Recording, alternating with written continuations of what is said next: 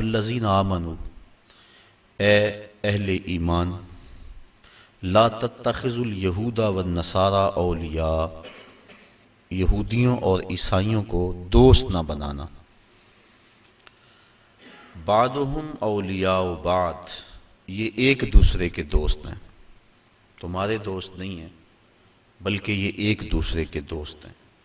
وَمَن يَتَوَلَّهُم مِّنكُمْ فَإِنَّهُ مِنْهُمْ، اور جس نے تم میں سے ان کے ساتھ دوستی اختیار کی، فَإِنَّهُ مِنْهُمْ، بے شک وہ انہی میں شمار ہوگا. ان اللہ لا یہدی القوم الظالمین، بے شک اللہ تعالی ظالم قوم کو ہدایت نہیں دیتا.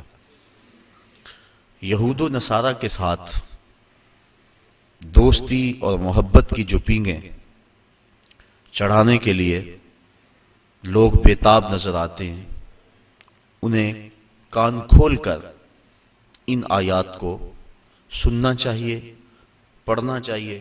متعدد مقامات پہ اس مضمون کو بیان فرمایا گیا. سورہ الممتحنہ کے اندر ارشاد فرمایا، یا ایھا الذین آمنوا لا تتخذوا عدوی وعدوکم اولیاء، اے ایمان والو میرے اور اپنے دشمنوں کو کبھی بھی دوست نہ بنانا. وہاں بھی دوستی کی ممانعت کر دی گئی. سورہ المجادلہ کے اندر اور کئی مقامات پر اللہ تعالیٰ نے واضح احکام اس بارے میں ارشاد فرمائے. یہود و نصارہ کے ساتھ اور اس کے علاوہ دیگر جو کفار ہیں سب کے ساتھ دوستی کی ممانعت ہے. ایک ہیں معاملات اور ایک ہیں موالات. کفار کے ساتھ معاملات جائز ہیں لیکن موالات جائز نہیں، دوستی جائز نہیں. جو مرتدین ہیں ان کے ساتھ موالات بھی جائز نہیں ہیں اور معاملات بھی جائز نہیں ہیں. اہل اسلام کے ساتھ دوستی لگانے کا حکم دیا گیا. حضور علیہ السلام نے ارشاد فرمایا، المرء علی دین خلیلہ فلینظر من یخالل، ہر شخص اپنے دوست کے دین پہ ہوتا ہے تو اسے دوستی لگانے سے قبل دیکھ لینا چاہیے وہ کس سے دوستی لگا رہا ہے. اور ایک دوسری حدیث کے بابرکت کلمات ہیں، التمس الجار قبل الدار والرفیق قبل الطریق، گھر خریدنے سے پہلے ہمسایہ دیکھ لو اور سفر کرنے سے پہلے ہم سفر دیکھ لو. بندہ جن لوگوں کی صحبت اور سنگت اختیار کرتا ہے تو ان کی صحبت کا رنگ بندے کے اوپر ضرور چڑھتا ہے. اس لیے آقا کریم علیہ السلام نے ارشاد فرمایا کہ تمہاری دوستی مسلمانوں کے علاوہ کسی اور سے نہیں ہونی چاہیے اور تمہارا کھانا متقی کے علاوہ کوئی اور نہ کھائے.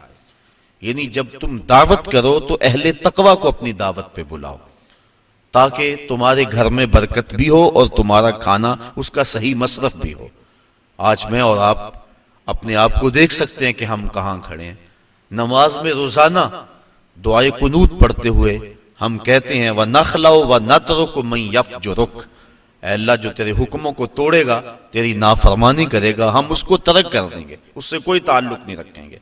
لیکن جس طرح ہم نماز باقی ساری مسجد میں چھوڑ گئے تو اسی طرح ہم یہ بھی مسجد میں چھوڑ جاتے ہیں اور باہر نکل کے کبھی بھی ہم نے اپنے کہے ہوئے کا لحاظ اور پاس نہیں رکھا، جبکہ ہم یہ روزانہ ہر روز اپنی نماز وطروں کے اندر یہ دعا پڑھتے ہیں اور اپنے رب سے یہ عہد کرتے ہیں کہ جو تیرے نافرمان ہیں، تیرے حکموں کو توڑتے ہیں، ہمارا ان سے کوئی تعلق نہیں ہوگا. تو آقا کریم نے فرمایا کہ تمہاری دوستی صرف مسلمانوں سے ہو اور تمہارا کھانا متقی کے علاوہ کوئی اور نہ کھائے. بلکہ فرمایا ان کے بارے میں کہ جب تمہیں ملیں تو ان کے ساتھ سلام میں پہل نہ کرو اور جب ان کے ساتھ راستے میں چلنا ہو تو تنگ راستے پہ چلنے پہ انہیں مجبور کر دو. تو ان لوگوں کے ساتھ دوستی اور محبت کا رشتہ، اس کی شرح کوئی گنجائش نہیں ہے اور قرآن مجید کی نصوص قطعیہ اس پہ موجود ہیں. اسلام نے اپنے ماننے والوں کو اس بات کی ترغیب دی کہ ان سے دور رہو، کہیں ان کی صحبت کا رنگ تمہیں نہ چڑھ جائے، بلکہ ان کی نفرت کی ترغیب دلائی. ایک روایت کے کلمات ہیں، فرمایا کہ اگر صدقہ دینے کے لیے کچھ نہ ہو فَلْيَلْعَنِ الْيَهُودِ، تو یہودیوں پر لعنت بھیجو، اللہ تمہیں صدقے کا ثواب عطا فرما دے گا. چونکہ یہود بدترین دشمن ہے اسلام کے اور انہوں نے ہر دور میں اسلام اور اہل اسلام کے خلاف سازشوں کے جال بنے. کابل سے کندھار تک، قلعہ جنگی سے دشت لیلہ تک، تورا بورا سے تکریت تک، موصل سے بغداد تک، جاوا کے ساحل سے لے کر رباط کے کوچہ و بازار تک، القدس سے کشمیر تک، نیل سے کاشغر تک، پوری دنیا کے اوپر اہل اسلام کے اوپر ظلم کی جو سیارات پھیلی ہے، ذرا دیکھیے کہ اس کے اسباب کیا ہیں۔ یہود و ہنود کا اور یہود و نصارہ کا گٹھ جوڑ، اور انہوں نے مسلمانوں کے لیے عرصہ حیات تنگ کر دیا، اور اس وقت ہم جس حالت میں ہیں کسی سے مخفی نہیں۔ ہمارے ساتھ جو کچھ ہوا، جو کچھ ہو رہا ہے اور جو کچھ ہونے والا ہے، کھول کر آنکھیں میرے آئینہ گفتار میں، آنے والے دور کی دھندلی سی ایک تصویر دیکھ۔ جو کچھ ہوا اس کا پیش منظر اگر دیکھیں پس منظر کے حوالے سے تو وہ بڑا بھیانک اور خطرناک ہے۔ ہماری شارکیں کاٹی گئی، اور جب سارا خون بہ گیا تو وہاں پٹرول بھرا گیا۔ جب پھیپھڑے پٹرول سے بھر گئے تو ان لاشوں کو آگ دی گئی، اور جب وہ اچھلتے تھے رقص سے بسمل کے تماشے کرتے تھے تو امریکی گنڈے کہہ لگاتے تھے۔ یہ کل کی کہانی ہے۔ شبرغان کی طرف جانے والے کنٹینروں کے اندر کس قدر طالبان بھر دیے گئے اور انہیں ایک گھونٹ بھی پانی کا نہ دیا گیا، اور بتاتے ہیں کہ جب پیاس کی شدت ہوئی تو وہ ایک دوسرے کا پسینہ چاٹتے تھے، اور جب شبرغان جا کے کنٹینر کھولے گئے تو 3 یا 4 افراد کے علاوہ باقی سارے جو سینکڑوں کی تعداد میں تھے وہ موت کی گھاٹ اتر چکے تھے۔ وہ تو ہمارے ساتھ یہ سلوک کریں اور ہم ان کے ساتھ دوستی کی پینگیں بڑھائیں، یہ قطعاً گنجائش نہیں ہے۔ اسلام نے واضح طور پہ ہمیں پیغام اور حکم دیا، اور قرآن کے الفاظ اور قرآن کے بابرکت حروف ہمیں نور دے رہے ہیں اور ہمیں زندگی گزارنے کا ڈھب دے رہے ہیں۔ یا ایھا الذین آمنوا، اے ایمان والو، لا تتخذوا اليہود والنصارى اولیاء، یہود و نصارہ کو کبھی بھی دوست نہ بنانا۔ بعضهم اولیاء بعض، یہ ایک دوسرے کے دوست ہیں۔ ومن یتولہم منکم، تم میں سے جو ان کے ساتھ دوستی رکھے گا، فإنہ منہم، تو اس کا شمار انہی میں سے ہوگا۔ اس کے طور طریقے، اس کی عادتیں، اس کی زندگی کا ڈھب ان کے مطابق ڈھل جائے گا، کیونکہ دوستی کا نتیجہ یہ ہے المرء علی دین خلیلہ، بندہ جس کا دوست ہو تو اس کا مذہب اور اس کے خیالات اور اس کی عادات ضرور اپنا لیتا ہے۔ اس لیے روکا گیا کہ برے بندے کی صحبت سے بچا جائے۔ علامہ رومی کہتے ہیں تا توانی دور شو از یار بد، یار بد بدتر بود از مار بد، کہا جہاں تک ہو سکے برے کی صحبت سے بچ، کہا برے کی صحبت برے سانپ سے بھی زیادہ خطرناک ہے۔ پھر فرمایا اگر سانپ لڑ جائے تو انسان کی موت واقع ہو جاتی ہے، زندگی کو خطرہ ہے، اور اگر برا یار لڑ جائے تو ایمان کو بھی خطرہ ہوتا ہے۔ اس لیے ان لوگوں کی صحبت سے دور رہنا اور نفور رہنا، اس کی ہی ترغیب دی گئی ہے۔ بلکہ زندگی کے شب و روز میں انسان جب بھی کسی سے دوستی کا تعلق جوڑنے لگے تو اس کو پہلے اس کے عقائد اور اس کی سوچ دیکھنی چاہیے۔ حضرت علی المرتضیٰ رضی اللہ تعالیٰ عنہ کے قول کے مطابق 15 سال سے لے کر 20 سال تک کی جو عمر ہے یہ انتہائی اہم عمر ہے، اور اس عمر کے اندر اپنی اولاد پر خصوصی نگہداشت رکھنے کی ضرورت ہے کہ ان کی صحبت، مجلس اور دوستی کسی برے شخص سے نہ ہونے پائے۔ ساری زندگی انسان کی جو ہوتی ہے وہ ان 5 سالوں کے اندر ترتیب پاتی ہے۔ پوری زندگی پر ان 5 سالوں کی صحبتوں کی چھاپ رہتی ہے۔ اس لیے ہمیں پوری شدت اور کوشش کے ساتھ اور محنت کے ساتھ ان ایام میں اپنی اولاد جب ان ایام سے گزر رہی ہو تو ان کی صحبت اور سنگت کو دیکھنا چاہیے۔ آنکھیں بند کر کے نہ بیٹھ جائیں، بلکہ دیکھیں کہ ہماری اولاد کہاں بیٹھتی ہے اور کہاں اٹھتی ہے۔ بلکہ اولاد ابھی عمر کے اس حصے میں ہے کہ اپنے نفع نقصان کو نہیں جانتی، ان کے لیے ترجیحات خود مقرر کریں، اور اچھے دوست اور اچھے لوگ اور اللہ والے لوگ تلاش کر کے ان کی مجالس کے اندر ان کو خود بٹھا کے آئیں تاکہ ان کی برکات ان کو نصیب ہوں۔ ورنہ اگر یہ دن ان کے برباد ہو گئے تو ساری زندگی ان کی برباد ہو جائے گی۔ تو دوستی، تعلق اچھے لوگوں کے ساتھ ہی یقیناً فائدہ بخش ہوتا ہے۔ آقا کریم علیہ السلام نے اس کو ایک مثال سے سمجھایا، فرمایا اچھے بندے کی صحبت کی مثال خوشبو بیچنے والے کی طرح۔ کہا 3 چیزوں میں سے ایک چیز ضرور ہوگی، یا تو وہ اسے خوشبو کا تحفہ دے دے گا کیونکہ اس کے پاس خوشبو وافر ہے، کچھ اسے دے دے گا بغیر کسی پیسے کے، اور یا یہ خوشبو سے لے لے گا، اور فرمایا یا نہ وہ دے گا اور نہ یہ لے گا، لیکن جب تک بیٹھا رہے گا خوشبوؤں میں بسا رہے گا، اس کے مشام جام معطر رہیں گے۔ اور برے بندے کی صحبت کو ایک مثال سے سمجھاتے ہو فرمایا کہ جس طرح لوہار کی بھٹی ہوتی ہے، یا تو کوئی چنگاری اڑ کر اس کے کپڑوں پہ پڑے گی اور کپڑے جل جائیں گے، بدن کے جلسنے کا اندیشہ بھی ہے، اور اگر یہ نہیں تو کم از کم جتنی دیر تک بیٹھا رہے گا اس کے دھوئیں سے اور اس کے تعفن سے اس کو تکلیف پہنچتی رہے گی۔ اس لیے اچھے بندے کی صحبت کا رنگ اپنا ہے۔ حضرت شیخ سعدی شیرازی فرماتے ہیں کہ میں ایک حمام میں گیا، ایک مٹی تھی وہاں پڑی ہوئی تھوڑی سی، میں نے دیکھا اس سے خوشبو آ رہی ہے، میں نے کہا تو مشک ہے، عنبر ہے، تیرے سے خوشبو آ رہی ہے۔ اس مٹی نے کہا ہوں تو میں مٹی، مجھے اپنی اوقات اچھی طرح یاد ہے، میں مٹی ہوں، میری ذات مٹی ہے، لیکن میرے اندر سے جو خوشبو تمہیں آ رہی ہے اس کی وجہ یہ ہے چند دن تک میں پھول کے قدموں میں بیٹھی رہی ہوں۔ جمال ہم نشیں در من اثر کر وگرنہ من ہما خاکم کے ہستم، میرے ہم نشیں کا جمال میرے اندر سرایت کر گیا، اثر کر گیا، ورنہ مجھے اچھی طرح یاد ہے کہ میری اوقات کیا ہے اور میں ہوں مٹی ہی، لیکن پھول کی صحبت نے مجھے یہ چمک اور یہ روشنی اور یہ اجالے دے دیے کہ میں آج جو ہے وہ خوشبو دے رہی ہوں۔ تو اچھے بندے کی صحبت یقیناً بندے کو اچھا کرتی ہے۔ صحبت سالے تورا سالے کنند، صحبت تالے تورا تالے کنند۔ تو یہود و نصارہ کی صحبت یقیناً مسلمانوں کا سب کچھ لوٹ لے، اس لیے منع فرمایا خبردار ان کے قریب نہ بیٹھنا، ان سے دوستی نہ لگانا۔ ہاں ان سے کاروبار کرنا جائز ہے، لیکن ایک ایک لمحہ تمہارے ذہن میں یہ بات ہونی چاہیے کہ ہم ان کے دشمن ہیں اور یہ ہمارے دشمن ہیں۔ اگر یہ بات رہے گی تو ان کی صحبت بد کے اثرات ظاہر نہیں ہوں گے، لیکن اگر دوستی کا رنگ چڑھنے لگے گا ان ملاقاتوں کو تو نتیجتاً یہ ہے کہ دین ایمان سب کچھ برباد ہو جانے کا اندیشہ ہے۔ اس لیے منع فرما دیا کہ ان سے دوستی نہ لگانا، بے شک جس نے ان سے دوستی لگائی وہ انہی میں سے شمار ہوگا، بے شک اللہ تعالیٰ ظالم قوم کو ہدایت نہیں عطا کرتا۔ فَتَرَى الَّذِينَ فِي قُلُوبِهِم مَّرَضٌ يُسَارِعُونَ فِيهِمْ، وہ لوگ جن کے دلوں میں بیماری ہے، نفاق کی بیماری ہے، یُسَارِعُونَ فِيهِمْ، وہ ان کی دوستی میں سرعت کرتے ہیں، جلدی کرتے ہیں، بھاگ بھاگ کر ان سے تعلق جوڑنا چاہتے ہیں، ان کی کوشش ہوتی ہے کہ ہمارا ان سے دوستی کا رشتہ جڑ جائے۔ کون لوگ؟ جن کے دل میں نفاق کی بیماری موجود ہے۔ اب اگر ان سے کہا جائے کہ میاں ان سے دوستی کیوں لگا رہے تو ان کے دلائل ہوتے ہیں۔ یقولون، کہتے ہیں، نخشا ان تصیبنا دائرہ، ہم اس لیے ان سے دوستی لگا رہے ہیں کہ کسی آنے والی مصیبت سے بچ جائیں، ہمارے اوپر کوئی آزمائش نہ آ جائے، کوئی گردش نہ آ جائے۔ اگر ہم نے ان سے دوستی نہ لگائی تو ہمیں خطرہ ہے اپنی معیشت کا، ہمیں خطرہ ہے اپنے حالات کا، دنیا کی منڈی میں ہم تنہا رہ جائیں گے، ہمارا سماجی بائیکاٹ کر دیا جائے گا، ہم پتھر کے زمانے میں دھکیل دیے جائیں گے۔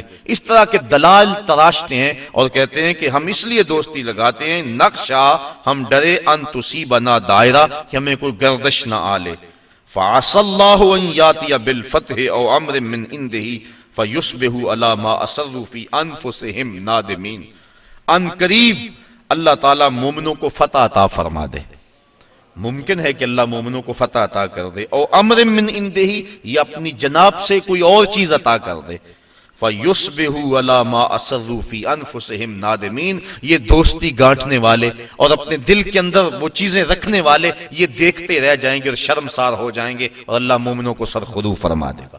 اور ایک وقت آنے والا ہے کہ جب اہل اسلام کو اللہ تعالیٰ ایسی کامیابی عطا فرمائے گا کہ دنیا کے خطے پر ایک بھی یہودی قائم نہیں رہے گا۔ حضرت عیسیٰ علیہ السلام تشریف لائیں گے، حضرت امام مہدی کے عساکر میدان میں آئیں گے، خنزیر کو قتل کیا جائے گا، صلیب کے نشان کو توڑا جائے گا، اور کتب حدیث میں موجود ہے اللہ تعالیٰ ایسی اعانت فرمائے گا اہل اسلام کی، اگر کسی جھاڑی کے پیچھے یا پتھر کی اوٹ میں کوئی یہودی چھپا ہوا، وہ پتھر مسلمان مجاہد کو آواز دے کے کہے گا ادھر آ، میرے پیچھے یہودی چھپا ہوا ہے۔ اور جب دنیا سے آخری یہودی قتل کر دیا جائے گا تو دنیا کا امن قائم ہو جائے گا، حتیٰ کہ سانپ انسانوں کے اندر پھریں گے لیکن ڈسیں گے نہیں، بھیڑیا اور بکری ایک گھاٹ پہ پانی پئیں گے لیکن بکری کو بھیڑیے سے خطرہ نہیں ہوگا۔ دنیا کے امن کی ضمانت ہے جب آخری یہودی قتل ہوگا۔ جب تک یہود موجود ہیں پوری دنیا کے اوپر امن قائم نہیں ہو سکتے۔ امن کی بربادی کا سبب مسلمان دہشت گرد قرار دیے جا رہے ہیں، لیکن حقیقت یہ نہیں ہے، مسلمان تو اپنی بقا کی جنگ لڑ رہے ہیں، مسلمان دہشت گرد نہیں ہوتا، یہ تو امن کا متوالا ہے، یہ تو امن کا درس دینے والا ہے۔ پوری دنیا کے اوپر جو فساد ہے وہ یہود کی وجہ سے ہے، اور جب یہودی ختم ہو جائیں گے، خاص کم جہاں پاک، تو پوری دنیا کے اوپر امن کے سویرے طلوع ہونے لگیں گے۔ تو اللہ تعالیٰ جل شانہ مومنوں کو وہ دن ضرور دکھائے گا۔ وَيَقُولُ الَّذِينَ آمَنُوا أَهَؤُلَاءِ الَّذِينَ أَقْسَمُوا بِاللَّهِ جَهْدَ أَيْمَانِهِمْ، اور اہل ایمان یہ کہتے ہیں یہ ہیں وہ لوگ جنہوں نے اللہ کے نام کی قسمیں کھائی تھی، بڑی پکی قسمیں، إِنَّهُمْ لَمَعَكُمْ، یہ کہ ہم تمہارے ساتھ ہیں، جبکہ یہ تو ہمارے ساتھ نہیں ہے، یہ تو کچھ اور نکلے۔ یہ منافقین کا جب پردہ چاک کر دیا گیا تو مسلمانوں نے جو کہا یہ اس حالت کو بیان کیا جا رہا ہے، کیونکہ منافقین مسلمانوں کے اندر گھسے ہوئے تھے۔ آقا کریم علیہ السلام کی ستر پوشی کی عادت تھی، اور آقا کریم نہیں چاہتے تھے کہ ان کو رسوا کریں۔ اب انہوں نے سمجھا کہ شاید نبی کو پتہ ہی نہیں، یہ جانتا نہیں، ہم ان کے اندر رہتے اور نبی کو پتہ ہی نہیں، بلکہ انہوں نے باتیں کرنا شروع کر دی، یوں آسمانوں کی خبریں تو دیتے ہمارا تو پتہ ہی نہیں ہے۔ آقا کریم تو پردہ پوش تھے، انہوں نے تانا زنی علم پہ کر دی۔ آقا کریم ایک دن منبر پہ تشریف فرما ہوئے، فرمایا مجھے پتا چلا ہے کچھ لوگ میرے علم پہ اعتراض کرتے ہیں، فرمایا پوچھو، جو پوچھو گے بتاؤں گا۔ ایک شخص نے عرض کی من ابی یا رسول اللہ، آقا میرا باپ کون ہے؟ اب اس کے باپ کا تعارف تھا کہ فلاں باپ ہے، لیکن اس کا حقیقی باپ وہ نہیں تھا، باپ کوئی اور تھا۔ اس کے علم میں تھا، اس کو پتا تھا کہ حضور جو میرا ظاہر باپ ہے وہی بتائیں گے، لیکن آقا تو جانتے تھے۔ فرمایا ابو کا حذافہ، تیرا باپ وہ نہیں جو لوگ کہتے ہیں، تیرا باپ تو حذافہ ہے۔ ایک نے کہا میرا ٹھکانہ کیا ہے؟ قالا انت فی النار، کہا تو جہنمی ہے۔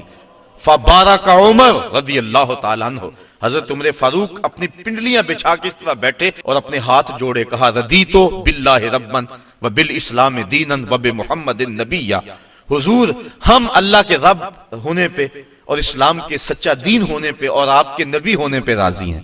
یہ اعتراض ہم نے نہیں کیا، یہ کسی منافق نے بات کی ہے۔ تو بار بار حضرت عمر فاروق نے یہ عرض کی تو اللہ کے محبوب کا غصہ کافور ہوا، اور آقا کریم بار بار پوچھتے تھے، سلونی، پوچھتے کیوں نہیں؟ پوچھو، جو پوچھو گے میں بتاؤں گا۔ اللہ اکبر۔ تو اللہ کے محبوب کی نظر سے کوئی شے پوشیدہ نہیں ہے۔ حدیث میں آتا ہے، مشکات کے الفاظ ہیں، آقا کریم ایک دن تشریف لائے اور حضور کے دونوں ہاتھوں میں دو کتابیں تھیں۔ صحابہ کو کہا جانتے ہو یہ کتابیں کیا ہیں؟ صحابہ نے کہا اللہ و رسولہ عالم، اللہ اور اس کا رسول جانتا ہے۔ فرمایا ھذا کتاب من عند اللہ، یہ کتاب جو میرے دائیں ہاتھ میں ہے یہ مجھے اللہ کی طرف سے عطا کی گئی ہے، اس میں جنتیوں کے نام ہیں، ان کے باپوں کے نام ہیں، ان کے قبیلوں کے نام ہیں۔ اور فرمایا یہ جو کتاب ہے میرے بائیں ہاتھ میں یہ بھی مجھے اللہ کی طرف سے دی گئی ہے، اس میں جہنمیوں کے نام ہیں، ان کے باپوں کے نام ہیں، ان کے قبیلوں کے نام ہیں۔ تو نگاہ سے کوئی شے پوشیدہ نہیں ہے۔ نبی جس کو اللہ نے اتنا بڑا منصب دیا، بھلا اس کو بتلایا ہی نہیں ہے، یہ کیسے ہو سکتا ہے؟ حدیث میں آتا ہے، مسلم میں اور دیگر کتب میں، کتاب الملاحم میں روایت موجود ہے، اللہ کے محبوب علیہ السلام نے ایک دن فرمایا قرب قیامت میں جب دجال آئے گا نا تو میرے غلام اس دجال کے مقابلے میں نکلیں گے۔ فرمایا انی لعارف اسماءہم واسماء آبائہم والوان خیولہم، میں اپنے ان غلاموں کے ناموں کو جانتا ہوں، ان کے باپوں کے ناموں کو جانتا ہوں، جن گھوڑوں پہ چڑھ کے جہاد کریں گے میں محمد ان گھوڑوں کے رنگوں کو بھی جانتا ہوں، وَأَلْوَانَ خَيُولِهِمْ، ان گھوڑوں کے رنگوں کو بھی میں جانتا ہوں کہ کون سا غلام کس رنگ کے گھوڑے پہ چڑھ کے جہاد میں آئے گا۔ اب منافقین اتنا کچھ ہونے کے باوجود بھی کہتے تھے لو ہم اندر بیٹھے ہیں، ہمارا تو پتہ ہی نہیں ہے۔ تو یہ ان کی غلط فہمی موجود تھی۔ اللہ کے محبوب تو پردہ پوشی کی وجہ سے نہیں بتا رہے تھے، لیکن جب انہوں نے اس طرح کے اعتراضات بہت زیادہ کرنے شروع کر دیے، ایک دن اللہ کے محبوب جلال میں آئے اور فرمایا اخرج فلاں ابن فلاں من المسجد انت منافق، فرمایا فلاں اٹھ چلا جا تو منافق ہے، فلاں تو بھی مسجد سے باہر نکل جا تو منافق ہے۔ حضرت عمر فاروق کی یہ آرزو ہوا کرتی تھی کہ کبھی منافق الگ ہو جائیں، کھوٹا کھرا الگ الگ ہو جائیں تو پھر مزہ آ جائے، لیکن کچھ حکمت کے تحت حضور ابھی کرتے نہیں تھے۔ حضرت عمر فاروق موقع پہ موجود نہیں تھے، وہ نماز پڑھنے کے لیے آئے، دیکھا کہ کتنے لوگ جا رہے ہیں، پریشان ہو گئے، جماعت میری رہ گئی۔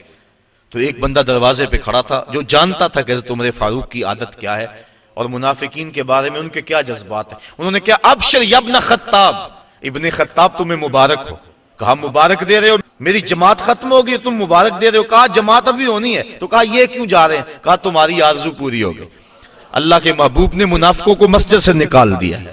تو جب مسجد میں تھے تو اس وقت وہ اپنے ایمان کے دعوے کرتے تھے، اور جب نکال دیا گیا تو مومنین جن کو پتہ نہیں تھا کہ یہ پاس بیٹھنے والا منافق تھا، یہ تو بڑی چکنی چپڑی باتیں کرتا تھا، انہوں نے حیرت سے کہا وَيَقُولُ الَّذِينَ آمَنُوا أَهَؤُلَاءِ الَّذِينَ أَقْسَمُوا بِاللَّهِ جَهْدَ أَيْمَانِهِمْ، یہ وہ لوگ تھے جو بڑی پکی قسمیں کھاتے تھے، إِنَّهُمْ لَمَعَكُمْ، کہ ہم ان کے ساتھ ہیں، بھلا ہمارے ساتھ ہے یہ کوئی؟ حبطت اعمالهم، فرمائے ان کے اعمال ضائع کر دیے گئے، فاصبحوا خاسرین، اور انہوں نے صبح اس حالت کے اندر کی کہ وہ خسارے میں تھے۔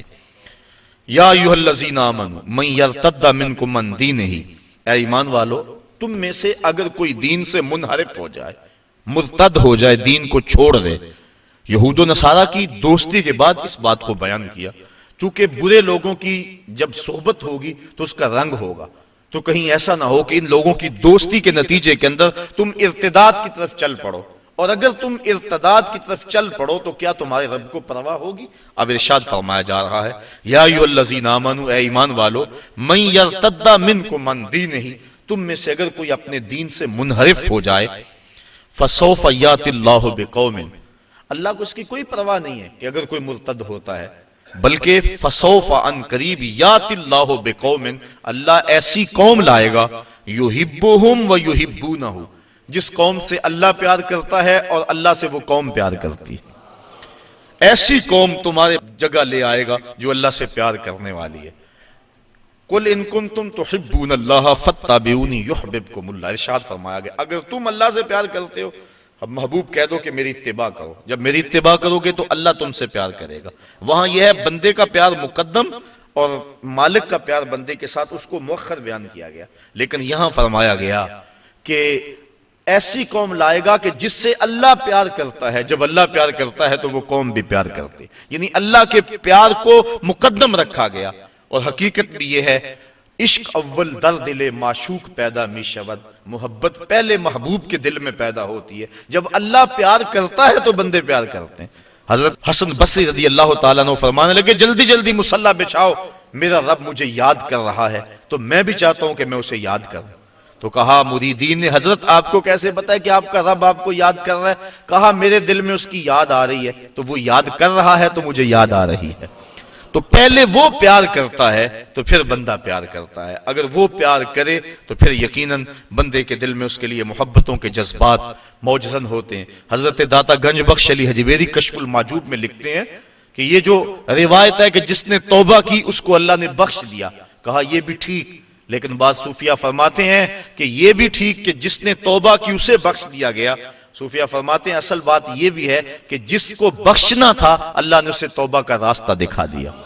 ایک یہ جس نے توبہ کی اسے بخش دیا گیا، اور دوسرا یہ جس کو بخشنا تھا اس کو توبہ کا دروازہ دکھا دیا۔ اس لیے اللہ جس سے محبت کرتا ہے تو وہ اللہ سے پیار کرتا ہے۔ تو یہ توفیق مل جانا کہ بندہ جو ہے وہ اللہ کی یاد میں بیٹھے تو سمجھو کہ ہمارا رب ہمارے اس بیٹھنے کو قبول کر رہا ہے۔ وہ کیا کسی نے کہا نا میری توفیق بھی تیرے قدم کا صدقہ، یہ قدم اٹھتے نہیں اٹھائے جاتے۔ تو اللہ اگر اپنی یاد کی کسی کو توفیق دے دے تو یقیناً یہ اس کی کرم نوازی۔ آگے فرمایا اذلۃ علی المؤمنین عزۃ علی الکافرین، ان کی ایک نشانی تو یہ ہے کہ اللہ ان سے پیار کرتا ہے اور وہ اللہ سے پیار کرتے ہیں۔ دوسری نشانی اذلۃ علی المؤمنین عزۃ علی الکافرین، وہ مومنوں پر نرم ہیں اور کافروں پہ سخت ہیں۔ ایسی قوم پیدا کرے گا جو کافروں پر سخت ہوگی اور مومنوں پہ نرم ہوگی۔ ہو حلقہ یاراں تو بریشم کی طرح نرم، رزم حق و باطل ہو تو فولاد ہے مومن۔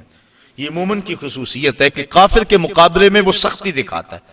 اگر مومن کافر کے مقابلے میں نرمی دکھانے لگ جائے تو اس کے روب ختم ہو جاتے ہیں اور ہوا اکھڑ جاتی ہے۔ اس لیے ہمیشہ وہ کافر کے مقابلے میں سختی کے ساتھ ڈٹا رہتا ہے۔ اس وقت اس کو حالت قیام کا درس دیا گیا، لیکن جب اپنے مومن بھائیوں سے ملے تو اس کی حالت پھر انتہائی نرم ہوتی ہے۔ مسافِ زندگی میں سیرت فولاد پیدا کر، اقبال نے کہا تھا مسافِ زندگی میں سیرت فولاد پیدا کر، شبستان محبت میں حریر و پرنیاں ہو جا، گزر جا بن کے سیلے تند رو کو ہو بیاباں سے، گلستہ راہ میں آئے تو جوئے نغمہ کہاں ہو جا۔